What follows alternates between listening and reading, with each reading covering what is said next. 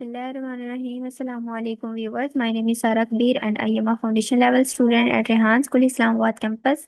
So viewers, I am going to give a review for a TEDx talk and its title is A Message of Peace from Pakistan and speaker name is Ashir Hassan. तो उन्होंने हमें इस TEDx talk में क्या बताया कि पाकिस्तान से अमन का पैगाम एक खूबसूरत और हौसला अफजा पैगाम है जो पूरी दुनिया के लोगों को मोहब्बत भाईचारे और रवादारी की अहमियत याद दिलाता है।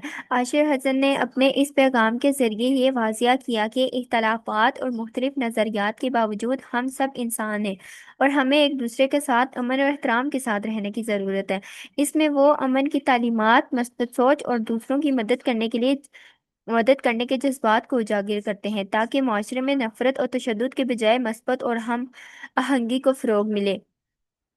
ये इस पैगाम में इस टेडेक्स टॉक में ये जोर दिया गया है कि हर फर्द की छोटी छोटी कोशिशें बड़े पैमाने पर तब्दीली ला सकती हैं और अमन की राह में हर इंसान का किरदार अहम है। पाकिस्तान से दिया गया ये पैगाम ना सिर्फ पाकिस्तान कौम के लिए बल्कि पूरी दुनिया के लिए एक रोशन मिसाल है कि यानी कि हम सब मिलकर एक बेहतर और खुशहाल दुनिया तामीर कर सकें।